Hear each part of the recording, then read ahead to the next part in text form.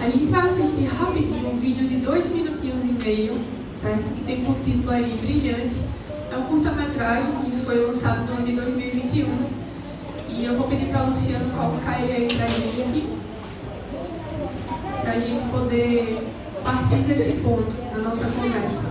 Essas luzes que brilham ou não. Vamos ver.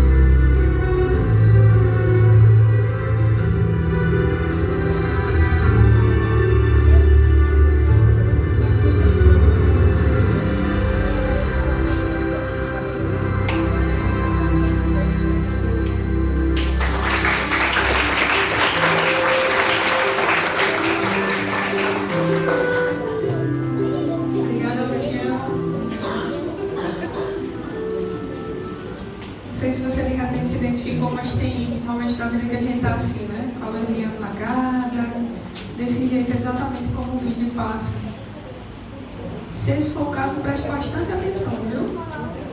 Tem coisa boa vindo por aí. Gente, a Organização Mundial de Saúde fez em 1946, definiu o que é saúde. Eu confesso a vocês que, na minha perspectiva, é muita audácia definir da forma como eles definiram, mas eles disseram assim mesmo, gente, tá ali, ó. Saúde é um estado completo de bem-estar físico, mental e social. Já ferrou. Já ferrou. Mas vamos seguir.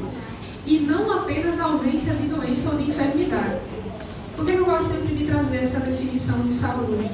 Porque muitas vezes a gente tem o senso social de entender que uma pessoa saudável é uma pessoa que não tem doenças. Mas, na realidade, a própria Organização Mundial de Saúde amplia isso de uma forma muito grande.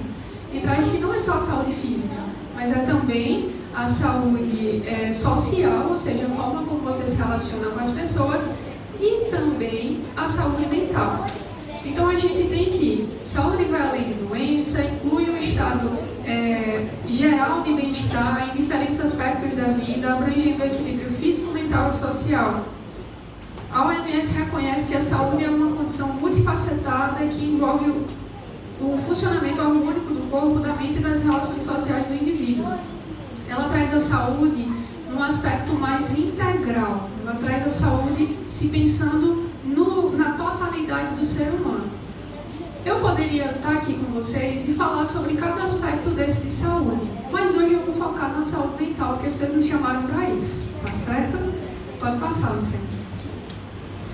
Então, bora lá. Se pensando na questão da saúde mental, Eu sei que também é de senso social a compreensão que, se a pessoa está com a saúde mental comprometida por ansiedade ou por depressão, consequentemente essa saúde mental não está boa, não está adequada, não está regulada, não está legal. Só que a gente precisa entender que, para que a nossa saúde mental esteja bem, nós precisamos também estar com a nossa saúde física em bom estado. Da mesma forma, para que a nossa saúde física esteja bem, a gente precisa estar com a saúde mental em bom estado. De forma que a gente tenha a compreensão que a saúde, tanto mental quanto física, são interdependentes. O que é isso, Gisele? O estado de uma afeta da outra. Gi, são palavras suas? Não, está na Bíblia. Se quiser, abra aí. Provérbios 17, 22. Diz assim, ó: o coração alegre é bom remédio, mas o espírito abatido seca os ossos. Olha a relação mente e corpo aqui. Provérbios 14, 30. O coração em paz dá vida ao corpo. Vida. Mas a inveja apodrece os ossos. Salmo 38, de 3 a 8. Não há partição no meu corpo por causa da tua ira. Não há saúde nos meus ossos por causa do meu pecado. As minhas culpas me afogam. São como um fardo pesado e insuportável. Estou encurvado e muitíssimo abatido. O dia todo eu saio vagueando e pranteando. Provérbios 16, 24. As palavras agradáveis são como favo de mel, doces para a alma e medicina para o corpo. Eu sempre digo assim, que na Bíblia tem tudo que a gente precisa. Às vezes a gente só não sabe procurar, né? Mas está tudo lá. Então, dessa forma, eu compreendo que existe uma relação entre todas as saúdes que a gente possui. E a gente precisa estar atento a isso. Aí a gente vem com a pergunta, tá, mas quais são os problemas da vida que podem causar prejuízos à saúde mental? Tá, eles são exclusividades dos dias atuais? A gente encontra isso na Bíblia, eu já dei spoiler, já disse que encontra, certo? E não são exclusividade dos dias atuais. Teve muita gente na Bíblia que sofreu feio, e isso de certa forma também causou prejuízos à saúde mental dessas pessoas. Então eu quero aqui, com muito temor, falar um pouquinho acerca de alguns personagens da Bíblia. Eu trouxe 4 personagens da Bíblia para a gente analisar a saúde mental deles juntos, certo? Vamos caminhar nessa perspectiva. Vamos começar então com a história de Jacó. Pode passar, meu irmão. Nessa história de Jacó, gente, existem alguns pontos que são muito interessantes. Eu não sei se é a primeira vez que você pisa numa igreja, ou se você já conhece um pouco da Bíblia e já chegou na história de Jacó. Mas eu vou considerar que é a primeira vez que você pisa aqui, tá certo? Porque se tiver alguém que pisou pela primeira vez, hoje vai aprender essa história junto comigo. Jacó foi um homem da Bíblia que tinha um irmão gêmeo chamado Esaú. Eles nasceram lindos e maravilhosos, certo? Só que houve em algum momento uma disputa acerca da primogenitura. Esaú era o mais velho, ele era o primogênito, logo ele levaria as bênçãos, certo? E Jacó não gostou muito disso, ele não ficou satisfeito com esse negócio, não. Sabe o que ele fez? Ele esperou o irmão dele chegar um dia, mas estava bem cansado, com fome, morto de fome. Jacó estava lá, preparando a comida. O que foi que o irmão dele fez? Ei, me dá essa comida aí. Aí ele olhou e disse, eu te dou nada. Palavras minhas, viu? Tô abrasileirando o negócio aqui. Pra ficar mais fácil da gente entender. Eu sei que eles fizeram um bolo lá. E o resultado foi, Jacó disse, eu te dou esse prato de comida se você me der a sua primogenitura. Oxe, o cara com fome pensou em nada, menino. Oxe, tu quer primogenitura? Toma aí pra tu esse negócio. Me dá essa comida aqui que eu tô com fome. Meu problema é aqui, agora eu tenho que resolver. Entendeu? Só que isso, mais tarde, gerou um problema enorme. Eu não sei se Esaú pensou que Jacó estava brincando. Mas Jacó realmente acabou recebendo a bênção da primogenitura mesmo. Quando isso aconteceu, minha gente, vocês acham que Esaú ficou feliz? ficou bravo. Jacó ficou morrendo de medo. Mas sabe o que Jacó fez? Fugiu. Para onde? Para a casa do tio, que chamava Labão, esse era o nome do cara. E aí a gente tem que anos depois, só que nessa palavra, nesse trecho, anos depois, sabe o que eu fico me perguntando? Em todos esses anos que foram se passando, como é que estava a saúde mental desse indivíduo chamado Jacó? Porque ele fugiu, ele não fugiu? Se ele fugiu, ele está com medo. Fuga é um mecanismo do medo. E a partir do momento que ele foge, que ele vai para a casa do tio, diz a palavra que anos depois haveria um reencontro com Esaú. E que nesse momento desse reencontro houve muito medo no coração de Jacó. Obviamente eu posso concluir que isso afetou a saúde mental dele. Porque ninguém que está com medo está tranquilo. Medo, ansiedade, fuga. Jacó teve medo da vingança que Esaú poderia ter sobre ele. Está lá em Gênesis 32. Quem quiser ler depois, tiver interesse. Diz assim que Esaú estava indo com apenas 400 homens. Imagina a cena aí. Jacó fica sabendo que está vindo 400 homens e o irmão dele furiosíssimo por conta do problema familiar ali que ele carregava. Só que Jacó, apesar de estar com medo e muito angustiado, sabe o que ele foi fazer? Ele foi orar. Ele orou a Deus. Ele pediu proteção e ele lembrou das promessas que Deus tinha feito para ele na vida dele. Está lá em Gênesis 32 também. Isso mostra, gente, a vida de alguém que diante da ansiedade, que diante do medo, que diante de um mecanismo de fuga, encontrou realmente refúgio quando buscou ao Senhor. Aleluia. Então Jacó, espertíssimo, ficou sabendo que Esaú ia e disse assim: vou pegar um bocado de presente, vou mandar na frente. Quem não gosta de presente, né, minha gente? Vou botar os presentes na frente, porque quando ele chegar, pelo menos ele já vai estar um pouquinho mais tranquilo, eu acho, mas vou tentar. Então ele mandou os presentes lá na frente.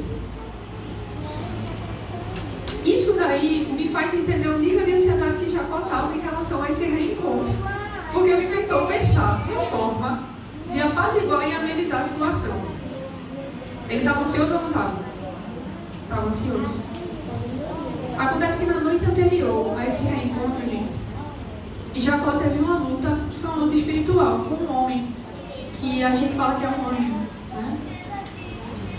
Isso resultou na bênção e resultou no nome dele, que foi mudado de Jacó para Israel. Esse evento, minha gente, é visto como essa transformação, de forma simbólica, onde aconteceram duas coisas. Uma, Jacó enfrentou o medo dele. E a segunda coisa, ele encontrou força em Deus. E isso me faz lembrar um texto que está lá no Salmo 18, 28, que diz assim: Tu, Senhor, mantens acesa a minha lâmpada. O meu Deus transforma em luz as minhas trevas. É isso que eu vejo na vida de Jacó e na história dele quando eu vou ler. Que diante de muita ansiedade, muita angústia, isso aconteceu.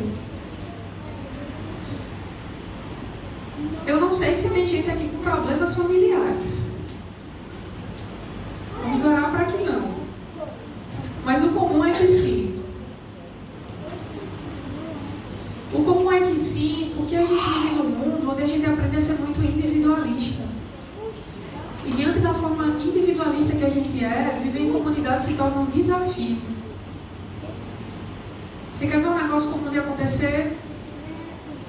Marca-se um evento, se combina, porque todas as irmãs vão vir de preto para cantar a música Te Agradeço.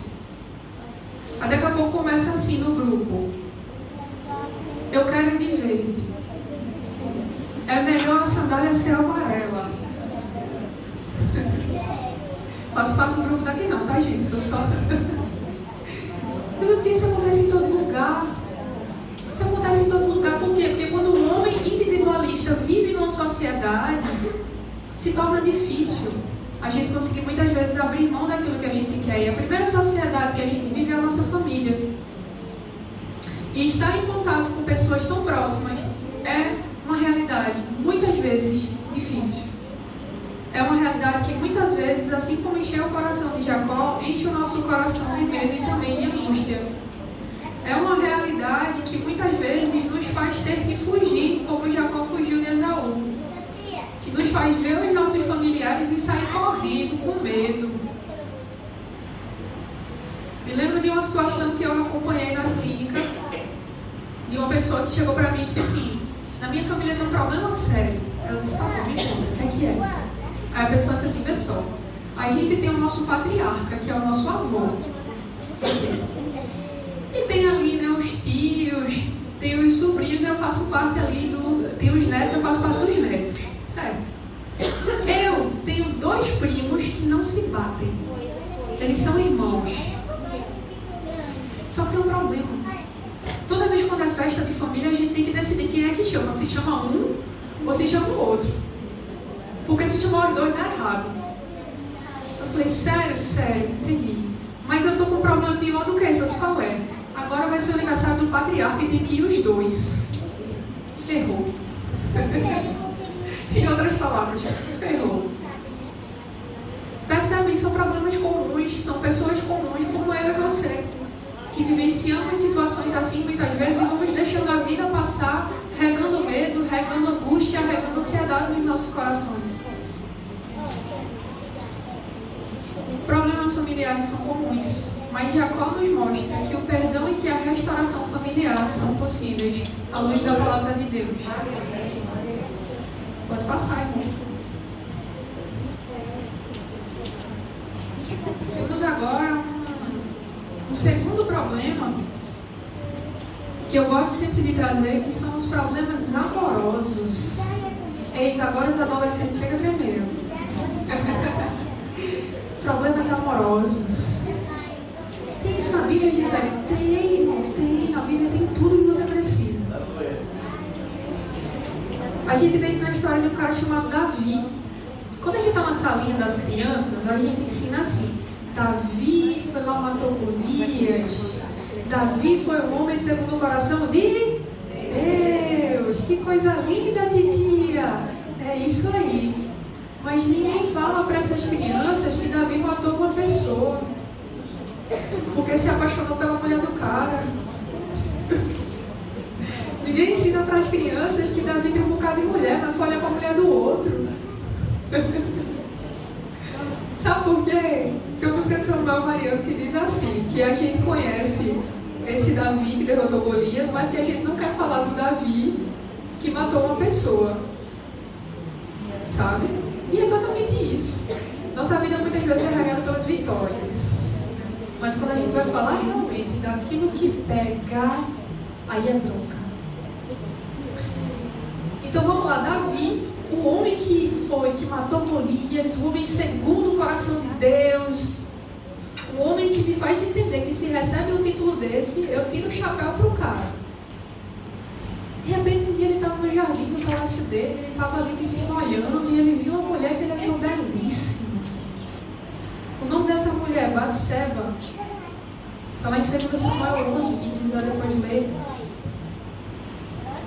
Quando ele olhou para a cara daquela mulher, a primeira coisa que aconteceu, que a Bíblia traz, é que ele olhou, depois ele foi e olhou de novo, e aí o que aconteceu? Ele desejou aquela mulher. Então ele pegou um servo, manda ir lá conversar, manda trazer ela. De repente ele se deita com a mulher, tem relações sexuais com a mulher, manda a mulher para casa e parece que fica tudo bem, porque ninguém viu. Mas Deus viu. Deus viu. E aí o que acontece? Quando essa mulher vai para casa, de repente ela manda um único aviso, certo tempo depois, para Davi. Mas um aviso muito curtinho. Estou grávida. Eita, que B.O. Meu Deus, que bronca. Pensei que tinha sido só uma escapada e acontece um negócio desse. Eu fico imaginando Davi articulando ali na mente dele o que ele deve ter pensado. Isso gerou culpa. Isso gerou vergonha. Só que, gente, não é todas as vezes que a gente vai sentir culpa e vergonha, que a gente vai se ajoelhar, pedir perdão ao Senhor e admitir o nosso erro. E Davi, que era o homem segundo o coração de Deus, ainda tentou dar um jeitinho que eu poderia chamar até de jeitinho brasileiro, embora ele não fosse daqui. E qual foi o jeitinho brasileiro que ele tentou dar? Quem é o marido dessa mulher? O marido dessa mulher é um soldado. É o teu melhor soldado. Maravilha. Pois vamos fazer o seguinte, então. Vamos matar esse cara. Simples. A gente mata ele. Fica com a mulher dele.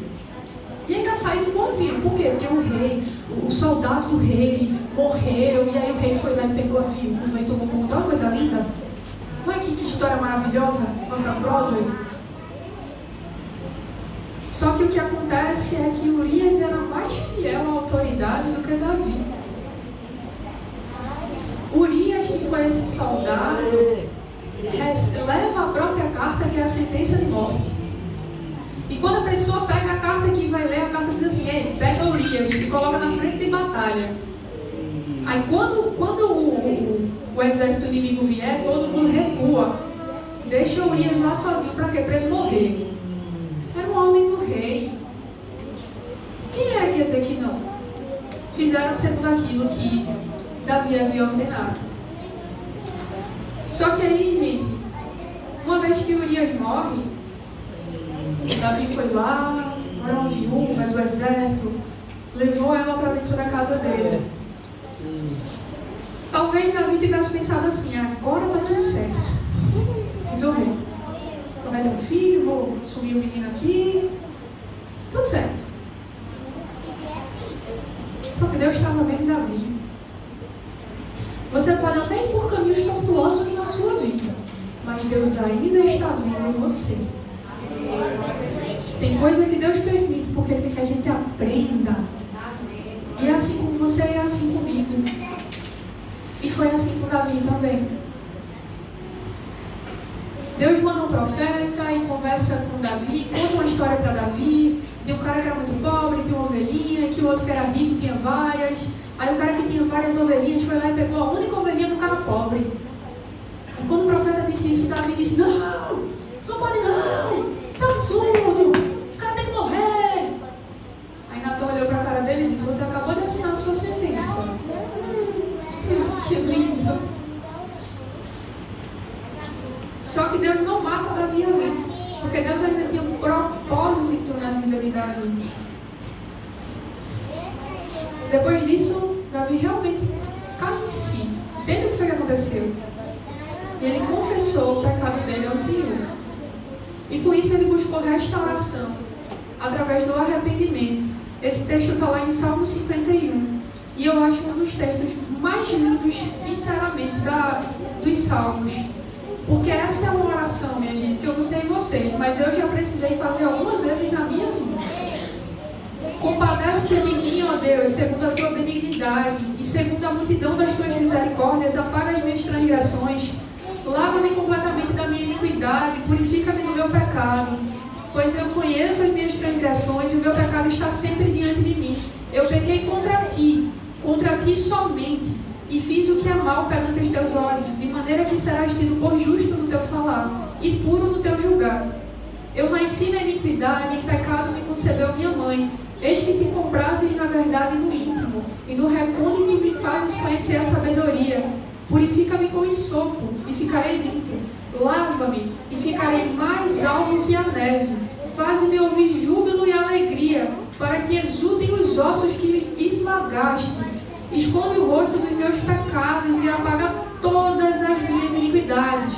Cria em mim, ó Deus, um coração puro e renova dentro de mim um espírito inabalável. Inabalável. Quais foram os impactos na saúde mental de Davi, minha gente? A gente viu culpa aqui, a gente viu remorso, a gente viu uma angústia espiritual. Esse salmo fala sobre isso, sobre um cara que viu a besteira que tinha feito, e de repente, diante desse cenário dele ter visto, e agora não tinha mais o que fazer. A mulher já estava grávida, ele já tinha matado Urias, ele ia fazer o que mais? Tem momentos que na nossa vida é assim, gente. A gente tem alguns problemas e a gente se encontra exatamente nessa situação. Tem coisa que a gente consegue voltar atrás a tempo ainda e resolver, e se arrepender, e se redimir. Mas tem coisa que a gente faz na vida que já foi, que não tem como voltar atrás. Isso é uma palavra que você fala para alguém. Isso é uma esposa, um esposo que você vai e trai e quebra a confiança, a fidelidade que você um dia prometeu diante do Senhor que manteria. São coisas que não tem como voltar atrás. E diante dessas situações, tem muitas pessoas que se encontram com culpa, que se encontram como Davi, com o coração cheio de remorso, que se encontram como Davi com essa angústia existencial, que diz assim: eu não sei mais o que fazer. As pessoas adoecem por isso. A saúde mental é totalmente prejudicada por situações que nós mesmos criamos. Que dirá no mundo que a gente vive, que já prejudica a nossa saúde mental, ainda tem a nossa parcela. O que a gente aprende com a história de Davi? Davi mostra pra gente como a confissão e o arrependimento podem aliviar o fardo emocional. Davi errou, mas ele soube a quem recorrer. Davi errou, mas ele conhecia o Deus a quem ele foi conversar depois. E quando ele diz: cria em mim, ó Deus, um coração puro, ele está entendendo o que ele fez, mas ele está solicitando, ele está pedindo a quem ainda poderia fazer isso e tornar puro o coração totalmente pecaminoso e todo troncho, se a gente for olhar na nossa perspectiva, e renova dentro em mim um espírito inabalável. Quando ele fala renova, renovar é trazer de novo. Então ele reconhece que dentro dele ainda há um homem segundo o coração de Deus, apesar de todas as situações. Deus conhece você. E quando a gente for orar, a gente não deve orar dizendo simplesmente coisas da boca para fora. Você sabe o cristão que um dia você já foi. Pare com isso. Quando for orar, diga isso aqui para Deus também. Senhor, eu estou todo errado, eu estou todo troncho, eu estou cheio de culpa, eu estou cheio de remorso, mas cria, renova em mim um espírito inabalável. O Deus de Davi é o Deus que está aqui hoje. E é o Deus que está falando com você. Mas tem uma terceira história que eu quero trazer também, de um outro personagem da Bíblia. Pode passar, meu irmão. Que é a história de Jó, gente. Aquela história que começa assim: havia um homem na terra de Uz, cujo nome era Jó. Era um homem temente. Assim, tá lá no livro de Jó. Só que esse homem, que era um homem extremamente temente a Deus, por alguma razão que eu particularmente não compreendo, e muitas vezes na nossa vida é exatamente assim. Às vezes a gente está caminhando certinho, tudo certinho, tudo certinho, tudo certinho. De repente acontece uma atrocidade que faz a gente questionar até a própria fé. Morre o filho, morre o parente. De repente a gente entra num estado profundo de angústia e de questionamento mesmo. Isso aconteceu na vida de Jó. Só que aconteceu um bocado de coisa. Foi só uma não. Esse homem que o próprio Deus diz que era um homem justo, um homem temente, foi extremamente provado. Satanás chega para bater um papo com Deus e diz assim: ei, tá vendo esse teu servo chamado Jó aí? Ele só é fiel porque você nunca tira nada dele. Se o Senhor começar a tirar dele a saúde, aí Jó vai ser isso tudo aí que o Senhor está dizendo não. Aí Deus diz: tá bom, bora ver. Aí vai tirar a saúde de Jó. E tira a saúde, e tira os bens, e tira as riquezas. Jó tinha 10 filhos. Estava numa festa, caiu lá o negócio, morreu tudinho de uma vez só. Perdeu a família, se colocou no lugar de Jó, mas uma vez eu parei para ler a história, sabe? Eu parei para ler a Bíblia, assim, no livro de Jó. E eu comecei a pensar assim, toda vez que tiver o nome Jó, eu vou trocar por Gisele. Eu fiz isso, de verdade. E aí eu comecei, Gisele é uma pessoa bonita, Deus, parará. Quando chegou e Deus tirou de Gisele, eu falei, não quero mais não. Quero mais não. Porque às vezes Deus permite a gente passar por situações terríveis na vida. Que a gente não estava esperando. Já não estava preparado, ninguém mandou um aviso, ninguém mandou um recado, ninguém avisou a ele que aconteceu desgraça na vida dele, não. E de repente, de uma hora para outra, já começa a perder tudo que ele tem. A Bíblia diz que ele era um homem extremamente rico. Ele tinha muitas posses, muitos bens, muitos gados, ele tinha muita coisa, muitos empregados. E diante de tudo isso, minha gente, Deus, testando a fé de Jó, permitiu que Jó perdesse tudo. Tudo. A única coisa que restou para Jó foi a mulher.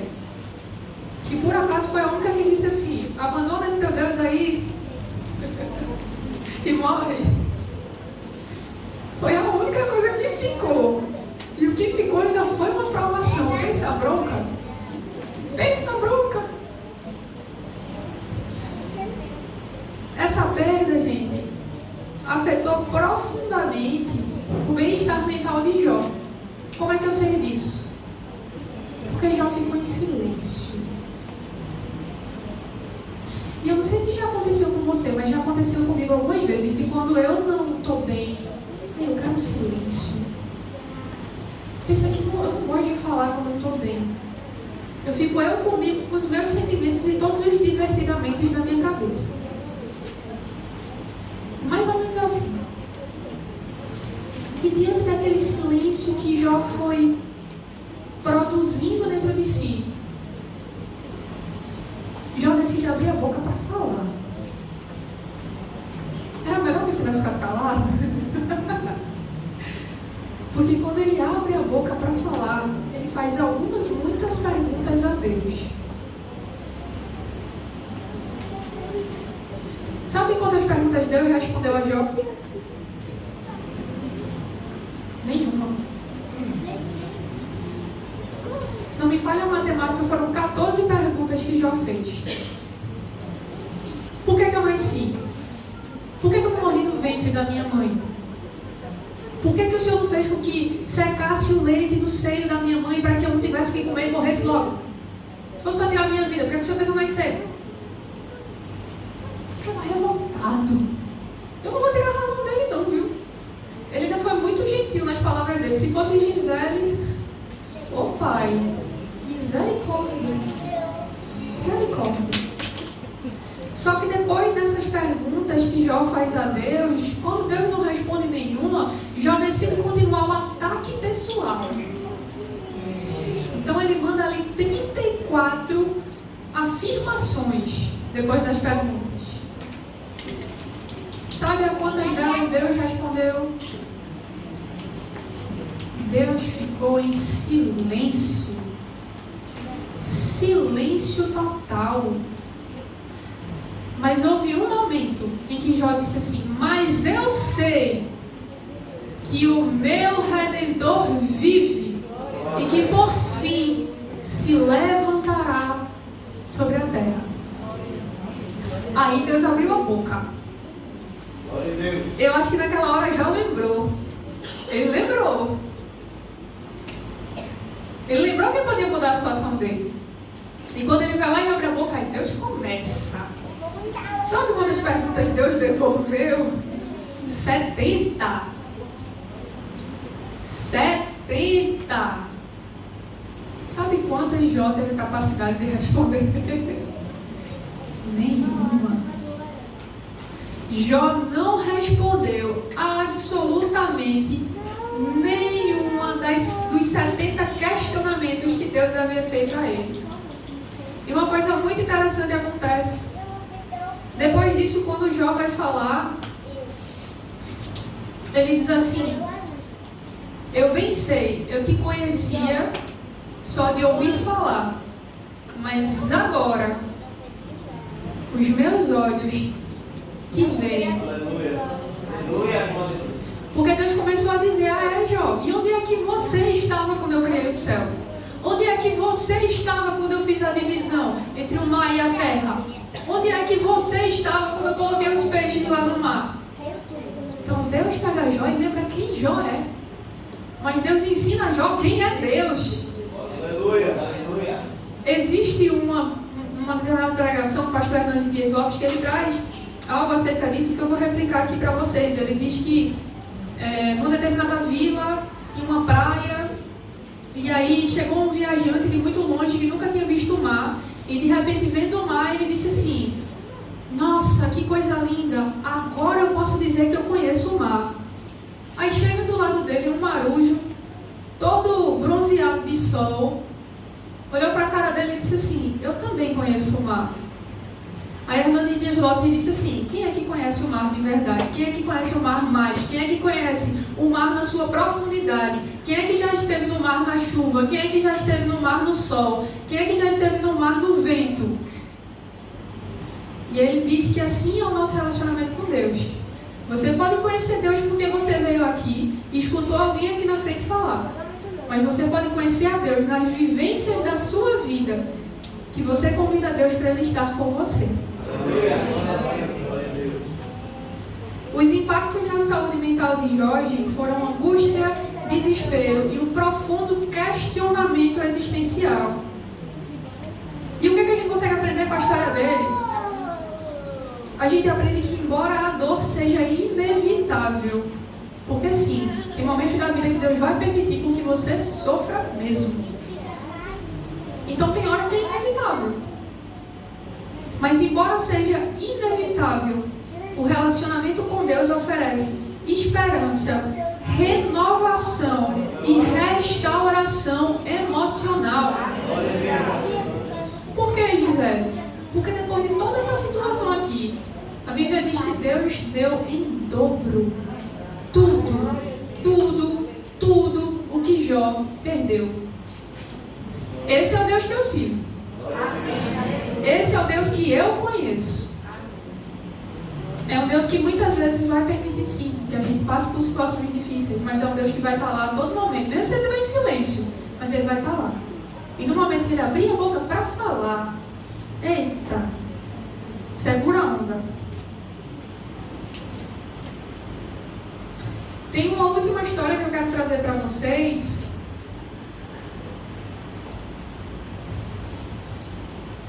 E só para fechar essa história de Jó, eu quero dizer o seguinte: diante de tudo que Jó perdeu e diante de tudo que Deus restaurou para Jó, Deus causou também uma restauração naquilo que era o trabalho dele. Se ele era rico, ele ficou mais rico ainda. Então é importante a gente lembrar que Deus faz isso. Muitas vezes nós enfrentamos problemas nesse âmbito que a gente perde tudo, mas a gente tem que lembrar que é um Deus que restaura. Próxima história que eu trago é problema com os amigos. História de um cara chamado Pedro, que era um cara muito marrento. Era um cara que chegou para Jesus e disse assim: estou contigo e não abro. Nas minhas palavras. Mas ele agia exatamente dessa forma. É tanto que uma vez ele estava com Jesus e falou alguma coisa mais ou menos assim, e aí Jesus disse assim: Pedro, ainda hoje tu vais me negar 3 vezes. Não, Senhor, isso é um absurdo. Jamais te negaria. O que aconteceu? Pedro negou. Pedro negou Jesus 3 vezes, rompendo a amizade e traindo a sua lealdade. Está lá em Lucas 22. Isso causou grande angústia emocional e arrependimento profundo. Ele se isolou e sofreu com a culpa até ser restaurado por Jesus após a ressurreição. Foi quando ele recebeu perdão e depois ele recebeu uma nova missão. Isso aqui é muito importante. A Bíblia diz que uma vez que Pedro negou a Jesus, uma vez que isso de fato aconteceu, ocorreu um fenômeno na vida de Pedro. Então, voltando-se o Senhor, fixou os olhos em Pedro, e Pedro se lembrou das palavras do Senhor, como dissera: hoje 3 vezes me negarás antes de cantar o galo. Então Pedro, saindo dali, chorou amargamente. Amargamente. Gente, quem chora amargamente não é um chorinho, como a gente diz, um choro de crocodilo, não. Quem chora amargamente é alguém que por dentro está fervendo. Quem chora amargamente é alguém que reconheceu profundamente aquilo que fez. Mas mais uma vez não tem como retirar. A luz de Pedro poderia ter se apagado naquela situação. Só que Jesus amou tanto a vida de Pedro que ele não deixou. E Jesus restaurou a amizade com Pedro. Quantas vezes nós temos amigos e com esses amigos a gente acaba pisando na bola e errando feio? Não é assim? A gente fala que não quer, a gente promete coisas que a gente mesmo sabe que não vai cumprir. Às vezes a gente acha que vai e não dá conta. E diante disso tudo, amizades podem ser rompidas. E amizades rompidas geram impactos também na nossa saúde mental. No caso de Pedro, gerou angústia. Pedro se isolou. Gerou culpa. Choro amargo. Gisele, o que a gente consegue entender e aprender com essa história de Pedro e Jesus?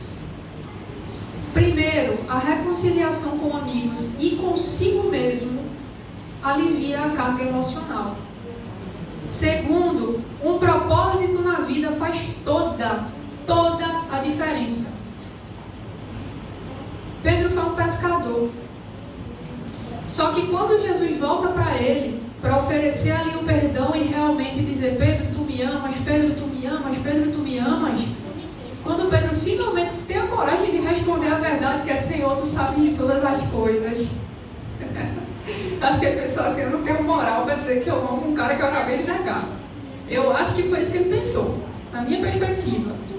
Quando ele diz isso, Jesus olha para ele e diz assim: então agora, vá e pesque pessoas. Você vai ser um pescador de homens. Sabe o que Jesus estava fazendo? Ele estava restaurando o propósito na vida de Pedro, por meio de uma coisa que Pedro sabia fazer. A única coisa que Pedro sabia fazer era pegar peixe no mar. Jesus foi, pegou aquela única coisa que ele sabia fazer e disse: agora você vai fazer para mim. Você vai fazer para mim. Então Jesus foi e restaurou o propósito. Gisele, me fala uma coisa: por que tem tanta gente hoje pensando em suicídio? Me explica. Explico.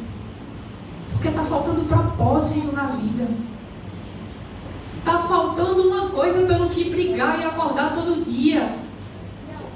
Por que você acorda e vai trabalhar? Porque você sabe que vai ter boletinho para pagar. Por que você acorda e vai estudar para ter um futuro melhor, para ter um trabalho? Porque você sabe que um dia você vai ter uma família e essa família dependerá do sustento que você vai prover. Isso é propósito. Mas tem gente que está caminhando no nosso meio, inclusive dentro das igrejas, sem propósito, minha gente. Totalmente perdido, sem um propósito, sem um desejo de acordar no dia seguinte, porque simplesmente não sabe o que vai fazer para acordar. Não tem uma rotina, não tem um propósito, não tem uma vida, não tem uma coisa que acreditar, pelo que brigar. Falta de propósito.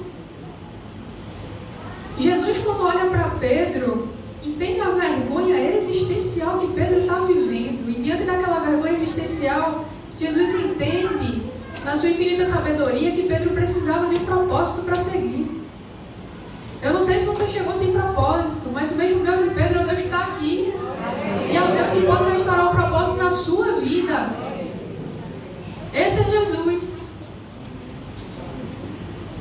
As histórias que a Bíblia narra são exatamente as mesmas histórias que você e eu vivemos. Eu trouxe um rápido panorama da saúde mental do jeito que o Brasil está hoje. E eu vou ler rapidinho para você aqui. Pode passar, irmão. Só para vocês terem uma noção da desgraceira que está acontecendo nas portas lá fora. O Brasil segue como o país com a maior prevalência de transtornos de ansiedade do mundo. Não é do Brasil, é do mundo. Afetando cerca de 26,8% da população inteira. Entre os jovens de 18 a 24 anos, a situação é ainda mais preocupante. com 31,6% relatando diagnósticos de ansiedade. O uso excessivo de redes sociais, especialmente entre adolescentes, tem sido apontado como um fator que agrava essa condição, levando a problemas de autoimagem e pressão social. Próximo. Depressão. A depressão afeta aproximadamente 11,5 milhões de brasileiros, isso dá 5,8% da população. Desde o início da pandemia de Covid-19, os números aumentaram significativamente e a depressão continua sendo um dos principais fatores associados ao suicídio no país. Entre jovens, a falta de oportunidade socioeconômica tem contribuído para o aumento dos casos. E no suicídio, como é que está?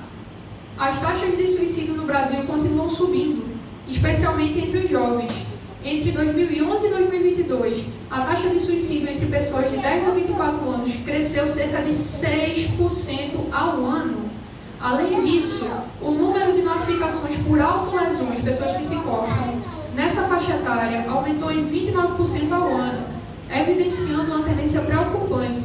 O suicídio é, assim, a terceira principal causa de morte entre adolescentes de 15 a 19 anos e a quarta entre jovens de 20 a 29 anos. Esses são os dados de hoje em dia. Está tudo atualizado. É assim que a gente está.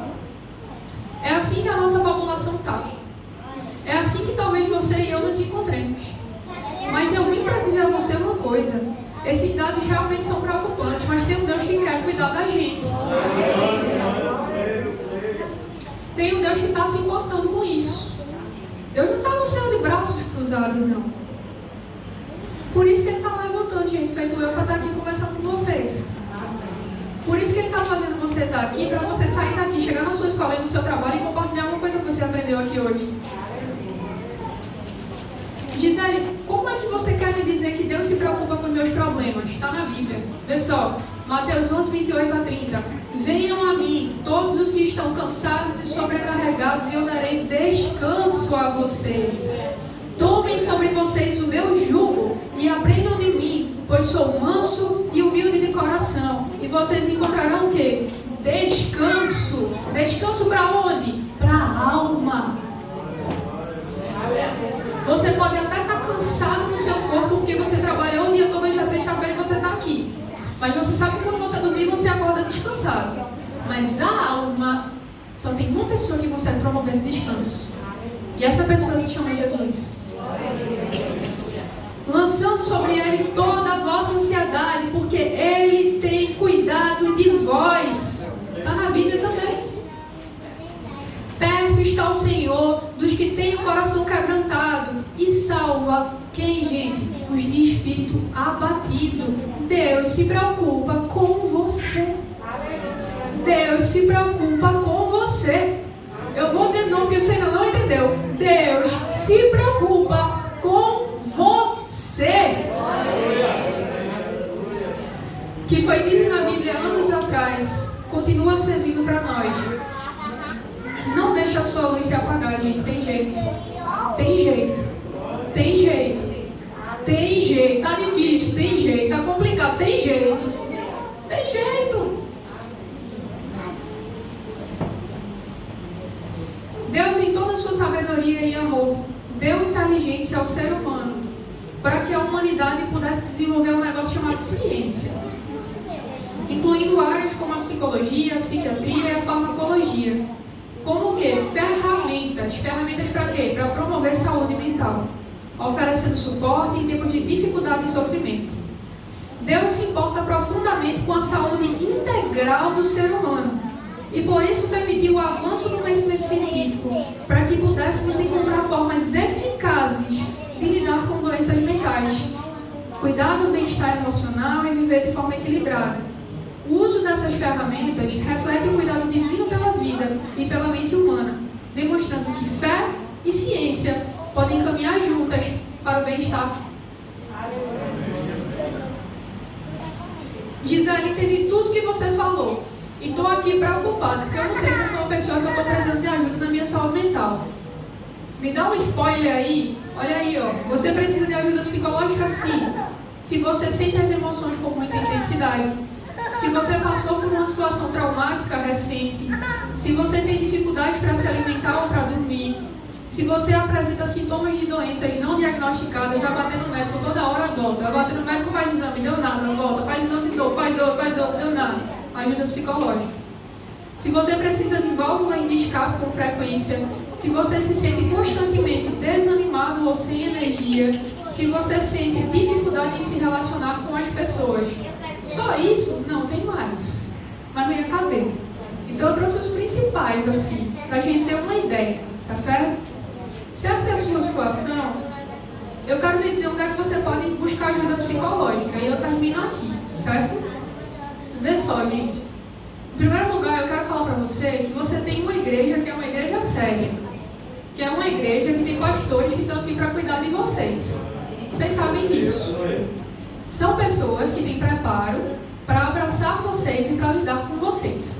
Se a situação está difícil, sofra sozinho não. Não deixe a sua luz ir se apagando até chegar e ter que ver toda a escuridão, não. Procura ajuda. Procura o teu pastor. Procura um líder de algum pequeno grupo, algo assim que você possa realmente conversar e confiar.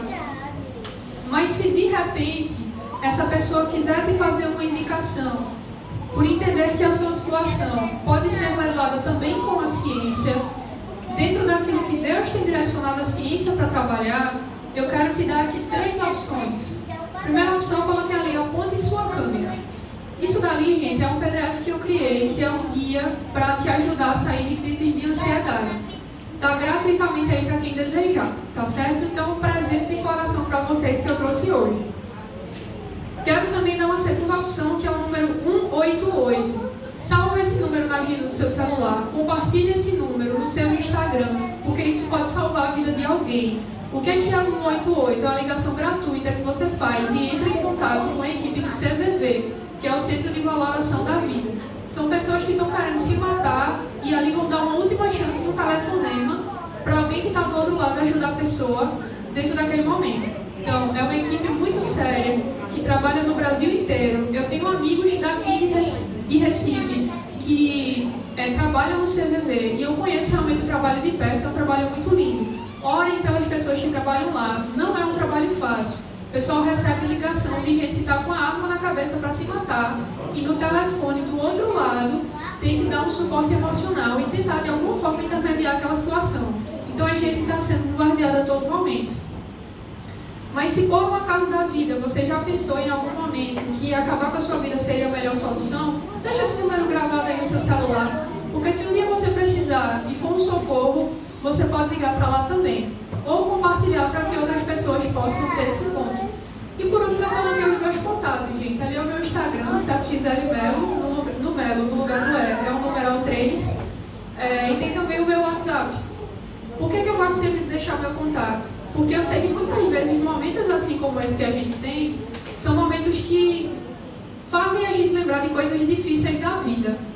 E talvez seja um pouco difícil para alguém que está aqui me ouvindo hoje, dormir quando chegar em casa, certo? Porque pode ter ficado mobilizado com alguma coisa que eu falei. Então, se esse for o caso, eu tenho a responsabilidade ética de te acolher, tá bom? Então, meu WhatsApp está aí. Se você está passando por algum momento difícil, se você quiser conversar, conte comigo, certo? Enquanto profissional, eu estarei lá para te acolher.